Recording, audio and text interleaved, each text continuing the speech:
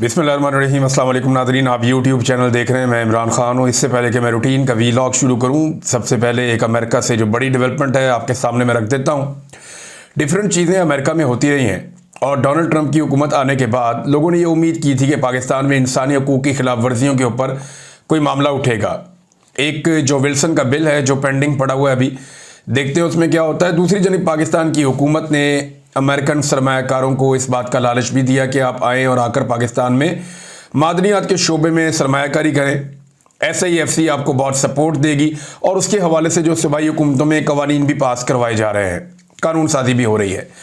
अब एक नई डेवलपमेंट है अमेरिका में और ये बड़ी कार्रवाई है। इंसानी हकूक़ का एक कमीशन है वहाँ पे अमेरिका में, इसमें ट्रांसनेशनल रिप्रेशन का मामला उठाया जाएगा।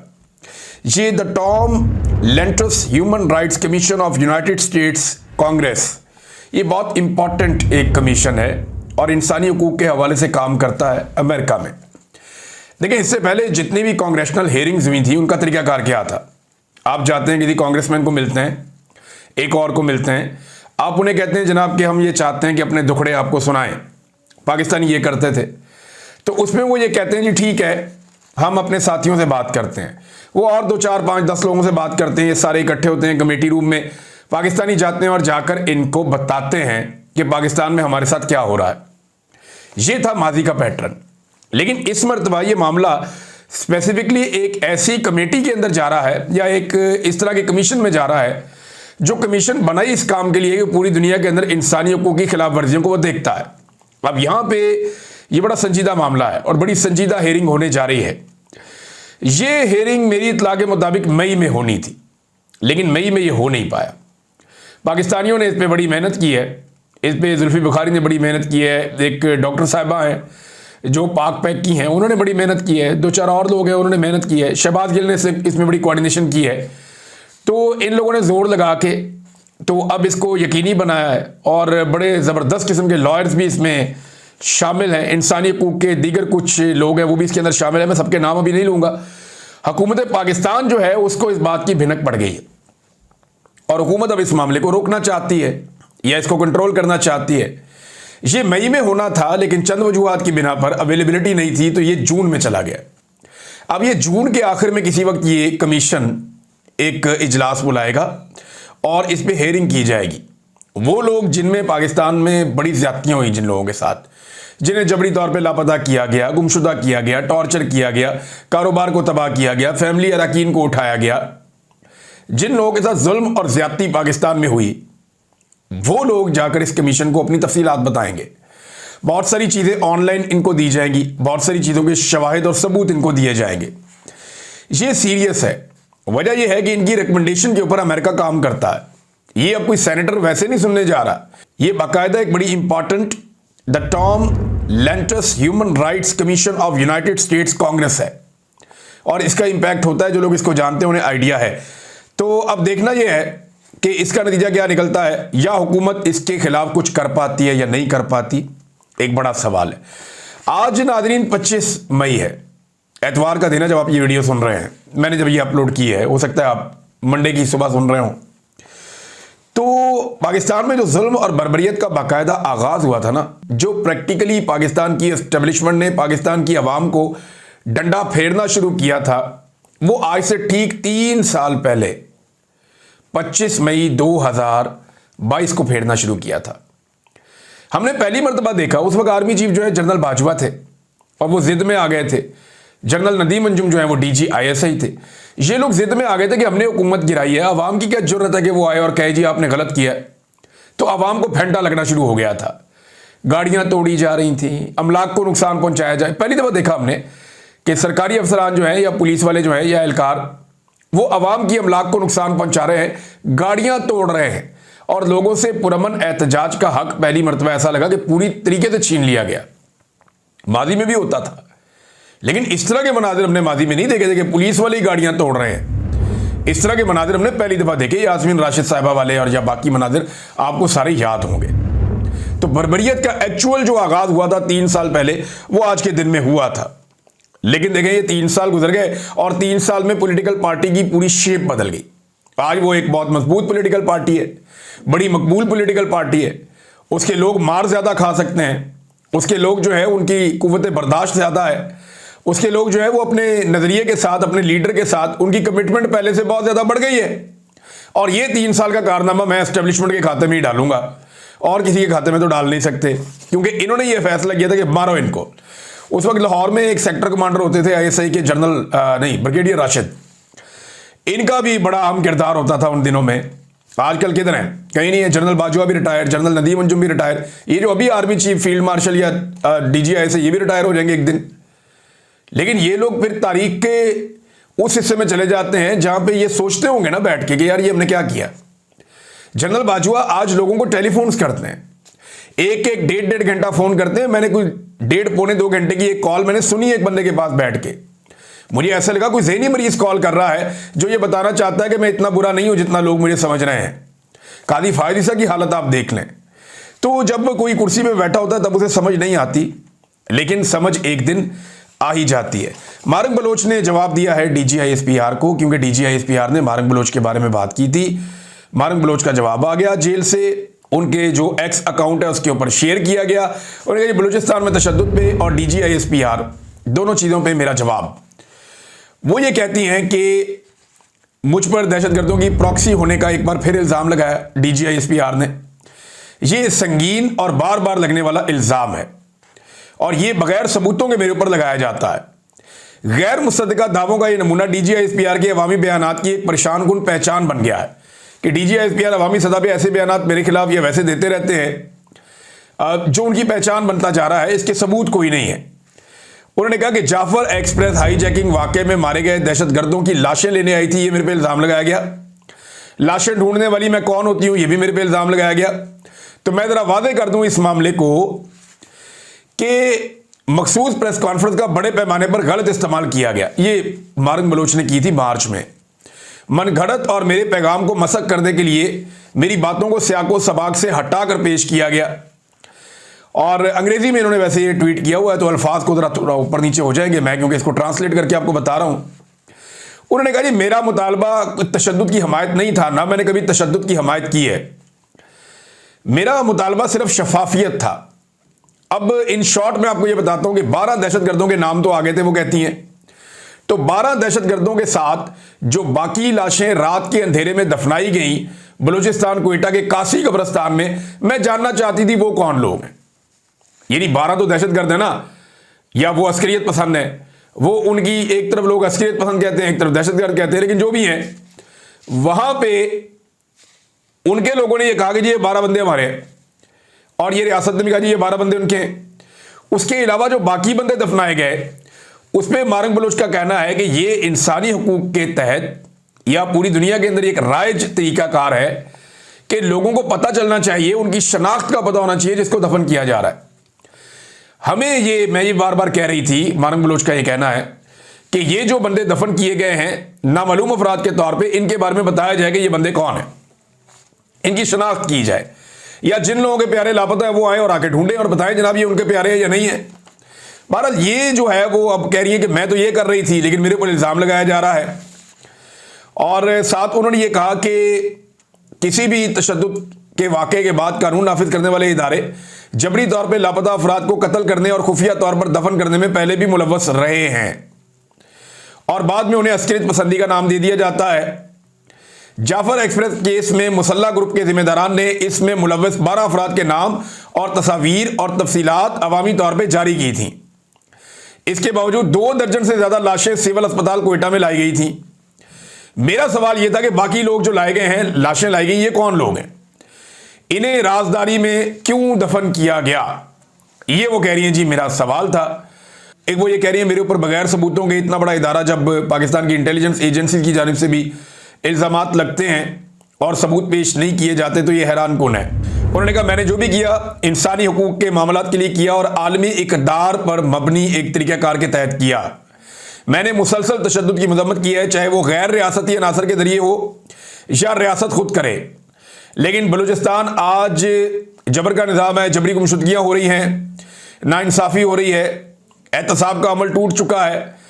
तो इनको मसाइल को हल करने के लिए रियासत बचाए मसले हल करे, वो लोगों के ऊपर जो है वो इल्ज़ामात लगा रही है और उन लोगों पर जो सच बोलने की हिम्मत कर रहे हैं। आलमी बरादरी को इसका नोटिस लेना चाहिए। बलूचिस्तान के अवाम इंसाफ के मुस्तहिक है, इस किस्म की गंदी मुहिम के मुस्तहिक नहीं है, धमकियों के मुस्तहिक नहीं है, और सबसे बढ़ के ये कि वो बिला खौफ एक ज़िंदगी गुजारने के मुस्तहिक है मारंग बलोच। ये जनाब मारंग बलोच साहबा ने डीजी आईएसपीआर को जवाब दिया। अब देखते हैं कि डीजी आईएसपीआर इसके ऊपर मारंग बलोच को क्या जवाब देते हैं। लेकिन उन्होंने एक स्टेटमेंट दिया जो खबरों की जीनत बना। डीजी आईएसपीआर ने कहा कि वक्त आ गया है कि कश्मीर बनेगा पाकिस्तान। लेकिन डीजी साहब, ये नारा हम 70 साल से सुन रहे हैं। अयूब खान ने यह नारा लगाया था, हमने सुना। उसके बाद हमने सुना याया खान ने यह नारा लगाया, हमने सुना जनरल ज़ियाउल हक ने भी यही नारा लगाया, परवेज़ मुशर्रफ ने भी यही नारा लगाया, उनके बाद आने वाले दीगर जर्नैलों ने भी यही नारा लगाया। आज फील्ड मार्शल आसिम मुनीर की टीम भी यही नारा लगा रही है। तो नारे से तो कश्मीर ने आज़ाद नहीं होना। अभी ये जो इंडिया के साथ हालिया लड़ाई हुई है, इसमें कश्मीर का कितना हिस्सा हमारे पास आया? अगर ये सवाल हम पूछें तो हमें गद्दार डिक्लेयर कर दिया जाएगा। बहुत सारे टाउट्स ये कह रहे थे कि दर्जनों चौकियां, सैकड़ों चौकियों तक चले गए कि वो पाकिस्तान के कब्जे में है। अभी एक और टाउट को मैं सुन रहा था, बहरूपिये को, वो ये कह रहा था जी कि बहुत सारा मकबूजा कश्मीर का इलाका पाक फौज ने अपने कंट्रोल में ले लिया हुआ है, इस वक्त वो हमारे पास है। यार झूठ तो मत बोलो ना यार, जब लेंगे तो सेलिब्रेट करेंगे ना, सारे मिलकर करेंगे। अब जब नहीं लिया तो फिर आप ऐसी बातें क्यों कर रहे हैं जो हुई नहीं? और मेरी बात से कोई अपना दिल ना दुखाए। मेरे से ज्यादा कौन चाहेगा कि कश्मीर आजाद हो जाए? मेरा घर उधर भी है, मकबूजा कश्मीर में, बांडीपुरा में, तो मैं तो चाहूंगा कि वो आजाद हो जाए। जिन लोगों को हम नहीं मिल पा रहे 70-80 साल से, हमारे खानदान के लोग फौत हो गए इंतजार कर करके, हम उन्हें मिल पाएंगे तो हम तो ये चाहेंगे कि ये हो जाए। लेकिन ये बातों से होना नहीं है। ना इंडिया ने आपको प्लेट में रख के देना है, ना इंडियन हमले का जवाब देकर भी ये नहीं होना, प्रेस कॉन्फ्रेंस में भी ये नहीं होना। इसके लिए ना लड़ाई लड़नी पड़ेगी, इसके लिए चौकियां फतह करनी पड़ेंगी, इसके लिए आगे बढ़ना पड़ेगा और आपको दाखिल होना पड़ेगा मकबूजा कश्मीर में। अब अगर वक्त आ गया है तो हम उम्मीद करते हैं कि जल्द हम ये देखेंगे कि पाकिस्तान की फौज कहीं मकबूजा कश्मीर में दाखिल हो रही होगी और दाखिल होकर वो अनाउंस करेंगे कि मकबूजा कश्मीर आज़ाद हो गया। वैसे हमारी फौज का जो बनाने का वाहिद मकसद है, बड़ा मकसद, वो यही है। वरना पाकिस्तान और इंडिया की लड़ाई क्या है? जो वाहिद लड़ाई है वो कश्मीर के मामले पे है ना। कश्मीर हमारे पास होगा, इंडिया पानी भी नहीं रोक सकेगा, हमारी चीजें सारी सीधी हो जाएंगी। लेकिन यही कश्मीर इंडिया के कंट्रोल में, हमारा पानी भी खतरे में है और कश्मीरी भाई जो है उनकी जान भी खतरे में है। लिहाजा असल जो लड़ाई है ना वो पानी की है। ये बात आप सब याद रखिएगा कि जो हमायत का एक बड़ा हिस्सा है कश्मीरियों के साथ, उसका एक बड़ा रीजन जो है वो पानी है, क्योंकि वहां पे जो रहेगा वो पानियों पे कंट्रोल करेगा। और पाकिस्तानी पानियों पे अगर इंडिया कंट्रोल करेगा तो पाकिस्तान के लिए ये बड़ा इशू होगा। लोग अब वीडियोस बना बना के डाल रहे हैं कि जनाब दरिया किस तरह उतर गए हैं जहां पे इंडिया ने पाकिस्तान का पानी रोका है, और ये एक तरह का एक्ट ऑफ वॉर है। इस एक्ट ऑफ वॉर को अब कैसे पाकिस्तान रिस्पॉन्ड करता है ये आने वाले दिनों में आपको पता चलेगा। डीजीआईएसपीआर ने एक और बात की तुलबा को कि आर्मी चीफ ने भारत को 26 जगह पर जवाब देने का फैसला किया। अच्छा, डीजीआईएसपीआर कह रहे हैं कि आर्मी चीफ ने फैसला किया कि भारत को 26 जगह पे जवाब देना है। जो नून लीग है वो ये कह रही है कि नवाज शरीफ ने ये सारी लड़ाई को डिजाइन किया और कैसे जवाब देना है नवाज शरीफ ने किया। भाई मेरा मशवरा ये है कि पहले आप दोनों आपस में बैठ के तय कर लें। कौम कंफ्यूज हो रही है कि ये जंग का फैसला और जंग का डिजाइन जो है ये फील्ड मार्शल ने किया या ये एवन फील्ड मार्शल ने किया। अवाम बहुत कंफ्यूज है, उन्हें बिल्कुल समझ नहीं आ रही कि एक्चुअली ये नवाज शरीफ साहब का कारनामा है या जनरल आसिम मुनीर का कारनामा है। तो दोनों अपने अपने लीडर्स को उठा रहे हैं। हालांकि देखिए, फौज का काम होता है लड़ाई लड़ना, एयरफोर्स ने जाके उनके तैयारे गिराए हैं। और जो पाकिस्तान की एक कामयाबी है, जिसको मैं एक बड़ी कामयाबी कहता हूं इस पूरी लड़ाई में, वो एयरफोर्स ने हासिल की है। जमीन पे हमने 1 इंच भी नहीं लिया, ना इंडिया ने 1 इंच लिया। हाँ, ये जरूर है कि इंडिया ने पाकिस्तान में सिविलियंस को शहीद किया और मसाजिद को शहीद किया, जबकि पाकिस्तान ने वहां पे मिलिट्री टारगेट्स को निशाना बनाया भारत के अंदर, और पाकिस्तान एयरफोर्स ने और पाकिस्तान के मिसाइल जो है उन्होंने जाकर अपने टारगेट्स को हिट किया। अब सवाल यह है कि इनमें से क्रेडिट किसको देना है कौम ने? कौम कंफ्यूज हो गई है कि किसने क्या किया। लिहाजा मियां साहब और आसिम मुनीर साहब बैठ जाएं और बैठ के फैसला करें कि कितना क्रेडिट किसने लेना है। डीजीआईएसपीआर कहते हैं कि आर्मी चीफ ने फैसला किया, नून लीग कहती है जी नवाज शरीफ ने ये वाला फैसला किया। एमल वली खान साहब ने एक स्टेटमेंट दिया है फौज के हवाले से। और ये स्टेटमेंट मैं आपको पहले सुना देता हूं, पढ़ के नहीं, एमल वली खान साहब के अपने मुंह से सुना देता हूं। आप स्टेटमेंट बड़ा एंजॉय करेंगे। और ये अभी आर्मी चीफ से बगलगिरी भी उड़ते एक दिन पहले, जरा ये सुनिए। अगर ये स्टेटमेंट आप फर्ज करें इमरान खान दे दे या कोई और दे दे, पीटीआई का कोई रहनुमा दे दे यही वाला स्टेटमेंट, चलो जुनैद अकबर दे दे या कोई भी दे दे, तो उसके साथ क्या होगा। यानी ये स्टेटमेंट का जो पहला हिस्सा है, इतना बोला था सनम जावेद ने कि बॉर्डर पे जाओ, हमसे मत लड़ो, उनसे लड़ो, बॉर्डर पे जाओ। तो सनम जावेद को अभी तक जेल में रखा हुआ, इतना गुस्सा है। अब यही बात जरा इससे नेक्स्ट लेवल पे जाके चंगी उठा के किस तरह कर रहे हैं एमल वली खान, ये जरा आप सुनिए।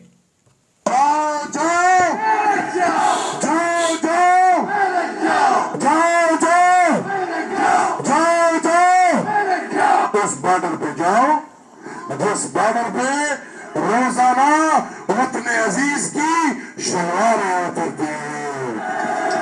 चौकीदार आका नहीं, चौकीदार अवाम है। आका अवाम है।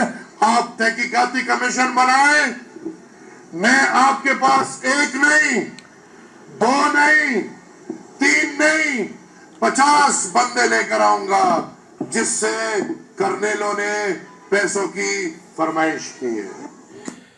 ले जी, ये सुना आपने, जाओ बॉर्डर पे जाओ, उस बॉर्डर पे जाओ जहां रोजाना वतन अजीज की शलवारें उतरती हैं। चौकीदार आका नहीं गुलाम है, बात बिल्कुल ठीक है, क्योंकि वो तनख्वाहदार मुलाजिम है और आका अवाम है। बिल्कुल ठीक बात है, अवाम तनख्वाह देती है। मैं कल भी यही कह रहा था कि हम करेंगे फैसला कि कौन है मुहिब्बे वतन और कौन नहीं है। सर्टिफिकेट हम पाकिस्तान के अवाम देंगे, इसलिए कि हम तनख्वाह देते हैं। तो जब हम तनख्वाह देते हैं तो सर्टिफिकेट भी हम देंगे, कोई और हमें सर्टिफिकेट नहीं दे सकता। अब उन्होंने कहा कि आप तहकीकाती कमीशन बनाएं, मैं 50 बंदे लेकर आऊंगा जिनसे कर्नैलों ने पैसों की फरमाइश की है, यानी रिश्वत मांग रहे हैं। यूनिफॉर्म्ड ऑफिसर्स, मिलिट्री के कर्नल्स, 50 बंदे वो लेकर आएंगे। अब इनके ऊपर केस चलना चाहिए ना मिलिट्री कोर्ट्स के अंदर, जिन्होंने पैसे मांगे यूनिफॉर्म पहन के, बकौल एमल वली खान के। बहरहाल एमल वली खान साहब ने कहा, लेकिन आप देखिएगा ना ये गिरफ्तार होंगे ना इनके ऊपर मुकदमा होगा। लेकिन इतनी बात अगर कर दे अली वजीर तो देखिए कैसा हाल करते हैं। इतनी बात अगर कर दे मारंग बलूच तो क्या हाल करते हैं। इतनी बात कर दे अगर पाकिस्तान तहरीक इंसाफ की सनम जावेद या कोई और, तो देखें क्या हाल करते हैं। वैसे मरियम नवाज को बड़ा तगड़ा एक जवाब जो है वो अलीमा खानम साहिबा ने भी दिया है। ये मैंने आपको इसलिए सुनाया था कि आपको पता चले पाकिस्तान में ना 2 अलग अलग कानून चल रहे हैं। वो लोग जो मौजूदा मिलिट्री एस्टेब्लिशमेंट के साथ कोऑपरेशन कर रहे हैं और उनके साथ मिलकर बेनिफिशरी हैं इस सिस्टम के, रिजीम के, वो जितनी मर्जी गाली दें, चाहे फौज को दें, किसी को भी दें, उनको कोई कुछ नहीं कहेगा। लेकिन जो लोग मौजूदा मिलिट्री एस्टेब्लिशमेंट या मेन लोग जो हैं उनके और मौजूदा रिजीम के बेनिफिशरी नहीं हैं और वो उनसे टक्कर ले रहे हैं, वो चाहे थोड़ा सा भी बोल दें, उन पर मुकदमा हो जाएगा। मिसाल के तौर पे पंजाब में अब गुंडा एक्ट लाने की तैयारी हो रही है। ये अंग्रेज दौर में हुआ करता था गुंडा एक्ट पंजाब में, और उस वक्त मुखालिफिन को कुचला जाता था। वैसे गुंडा एक्ट में बड़े गुंडे शुंडे भी काबू किए जाते थे, लोगों को निशाने इबरत बनाया जाता था। वही गुंडा एक्ट जो है वो अब पंजाब के अंदर इसका नफाज किया जाएगा। लगता है दहशतगर्दी एक्ट से इनका दिल भर गया है। अब होना तो ये, एक तो ये इन्होंने तस्लीम कर लिया कि गुंडागर्दी पंजाब में बढ़ गई है, लिहाजा गुंडा एक्ट लाना पड़ेगा बड़े लंबे अरसे के बाद। यानी ये 1930 में अंग्रेज के दौर का गुंडा एक्ट है, 100 साल के बाद आ रहा है मरियम नवाज के दौर में। कैसा कारनामा है आप अंदाजा कीजिए। गुंडा एक्ट आएगा जनाब मलका बरदानिया के दौर का, और अगर ये सियासी मुखालिफिन के लिए इस्तेमाल हुआ तो इसका मतलब बड़ा आसान है, दहशतगर्दी की दुफार से दिल भर गया है। अब गुंडा एक्ट, दहशतगर्दी एक्ट खत्म करके गुंडा एक्ट ये लगा देंगे, तो लगा दें जनाब जो मर्जी। लोग सच बोलने से ना पहले घबराए हैं ना अब घबराएंगे। लोग पहले भी बात कर रहे थे, अब भी बात करेंगे। अलीमा खान साहब ने कहा, क्या मरियम नवाज भारत की साइड ले रही है? हमारे फौजी शहीद हुए हैं, एयरफोर्स के जवान शहीद हुए हैं, बेगुनाह बच्चे और खवातीन शहीद हुई हैं, और खवातीन शहीद हुई हैं, और ये खातून कह रही है नुकसान नहीं हुआ। मोदी और हिंदुस्तान ने हमला किया, लेकिन ये औरत कह रही है कि उसकी कोई अहमियत नहीं है। मरियम नवाज ने कहा ना कि वो कुछ भी नहीं था, ये पीटीआई ने किया जो किया है।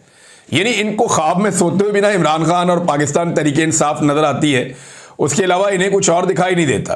अफसोसनाक वाकया नादरीन जो हुआ था खुसदार में, उसकी कुछ और तफसीलात है मेरे पास, इंतहाई अफसोसनाक। जो बच्चे शहीद हुए थे उस वाक़े में, बस के ऊपर जो खुदकुश हमला किया गया था, अब उनमें जो तादाद है बच्चों की वो 8 हो गई है बदकिस्मती से। पहले 2 तादाद पता चली, फिर 3, फिर 4, अब 8 की तादाद पता चल रही है, जिनमें 7 तालिबात हैं, हमारी बच्चियां हैं, और एक जो है वो तालिब इल्म है। ये इंतहाई अफसोसनाक वाक़या है। किसका गिरेबान पकड़े इनके माँ बाप, किसने ये किया और किसको कब कैसे सज़ा होगी, ये पाकिस्तान की सिक्योरिटी फोर्सेस को, इंटेलिजेंस अफसरान को जवाब देना चाहिए। लेकिन बच्चे शहीद हो रहे हैं, इंटेलिजेंस कहाँ पे है? ये बहुत बड़ा इंटेलिजेंस का फेलियर है। इंडिया में एक इंसिडेंट हुआ उनका पहलगाम का, उन्होंने अपनी इंटेलिजेंस एजेंसीज को लताड़ के रख दिया, अकाउंटेबल ठहराया, उन्होंने जवाब मांगा हुआ। उन्होंने यहां पाकिस्तान के अंदर जवाब ही कोई नहीं मांगता किसी से। इधर इंसान मर गया, कीड़ा मकोड़ा मर गया, एक ही बात है, कोई मुड़ के पूछता भी नहीं है। भाई बच्चे शहीद हो गए हैं, कोई तो इंटेलिजेंस फेलियर के लिए जिम्मेदार होगा, उसका नाम सामने लाइए, बताइए कि किसने क्या किया। अब ईरान में नादरीन, बलूचिस्तान में एक सीनियर सहाफ़ी लतीफ़ बलोच साहब, उन्हें कत्ल कर दिया गया है। पाकिस्तान सहाफ़ियों के लिए दुनिया का ख़तरनाक तरीन मुल्क बनता चला जा रहा है और इसके ऊपर कोई तवज्जो नहीं दे रहा। दुनिया के जो टॉप 2-3 मुल्क हैं जहां पे सहाफ़ी सबसे ज़्यादा खतरे में है, उनमें से एक पाकिस्तान है। जबकि DGI-SPR और आर्मी चीफ कहते हैं हमारा मीडिया आज़ाद है और बहुत बेहतर है। बेड़ा ही गर्क हुआ सर मीडिया का। लोग आज़ादी से बोल नहीं सकते, काम नहीं कर सकते, लोग सच्चाई बयान नहीं कर सकते, हकायक सामने नहीं रख सकते अवाम के, रखें तो उनके साथ क्या किया जाता है। अब एक और सहाफ़ी बलूचिस्तान में कत्ल हो गए हैं। नाज़रीन, राफेल के बारे में इंडिया से एक बड़ी इंटरेस्टिंग खबर आई है, अगले वीलॉग में आपको मैं बताता हूं। बड़ी इंटरेस्टिंग खबर है, आपको बड़ा मजा आएगा। लेकिन अब तक के लिए इतनी, अपना ख्याल रखिएगा, अपने इस चैनल का भी। अल्लाह हाफिज़।